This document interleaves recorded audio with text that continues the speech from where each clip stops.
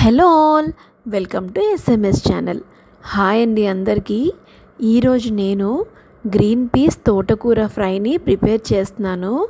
Green peas తోటకూర fry ఏంటి, ఇదేం కాంబినేషన్ అని అనుకుంటున్నారా? లేదండి, తప్పకుండా ట్రై చేయాల్సిందే మీరు. ఎంతో టేస్టీగా ఉంది. అండ్ అలాగే గ్రీన్ కాంబినేషన్తో గ్రీన్ పీస్ అలాగే తోటకూర చాలా చాలా బాగుంది. నేను ట్రై చేశాను, సక్సెస్ అయింది. మీరు కూడా తప్పకుండా ట్రై చేయండి.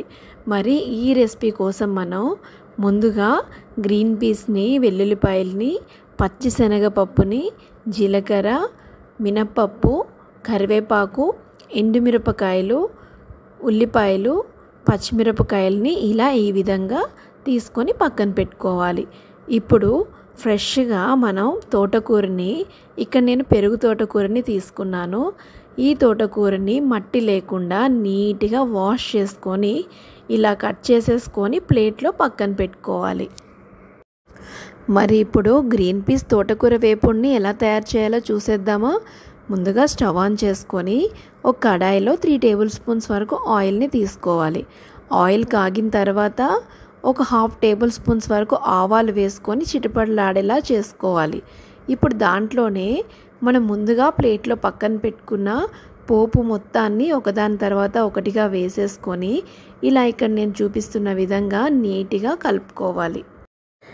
చూడండి, ఇక్కడ ఇలా ఈ పోపు మొత్తాన్ని బాగా ఫ్రై చేసుకోవాలి. ఉల్లిపాయలు మనకి బ్రౌన్ కలర్లోకి వచ్చేలాగా ఫ్రై చేసుకుంటే చాలా బాగుంటుంది టేస్ట్. ఇప్పుడు దీంట్లో గ్రీన్ పీస్ని కూడా యాడ్ చేసేసుకోవాలి. నేను ఇక్కడ హాఫ్ బాయిల్డ్ గ్రీన్ పీస్ని తీసుకున్నాను. మీకు కావాలి అంటే పచ్చి బఠానీల్ని కూడా తీసుకొని హాఫ్ బాయిల్డ్ లాగా బాయిల్ చేసుకొని ఈ ఫ్రైలోకి తీసుకోవచ్చు. చూడండి, ఇలా మొత్తం ఫ్రై అయిపోయిన తర్వాత 1 టేబుల్ స్పూన్ ఉప్పు, 1/2 టేబుల్ స్పూన్ పసుపు వేసేసుకొని ఒకసారి మొత్తాన్ని బాగా కలుపుకోవాలి. ఇక్కడ మనకి కలర్ఫుల్ లుక్తో చాలా చూడటానికే బాగుంది కదా.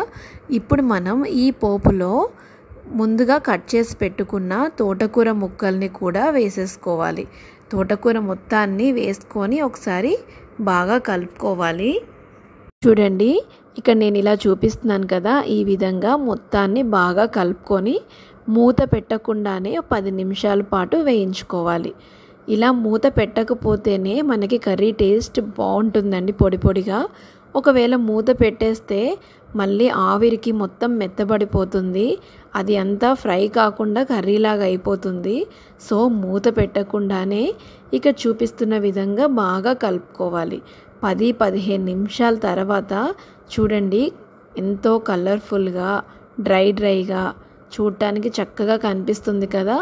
అంతే అండి, ఇలా ఫ్రై అయిన తర్వాత ఇంకా మనం సర్వింగ్ బౌల్లోకి తీసేసుకోవాలి.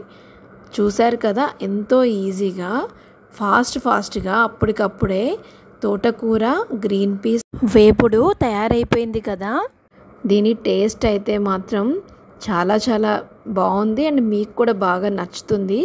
తప్పకుండా మీరు ఈ రెసిపీని ట్రై చేసి ఎలా వచ్చిందో నాకు కామెంట్ సెక్షన్లో అయితే తెలియజేయండి.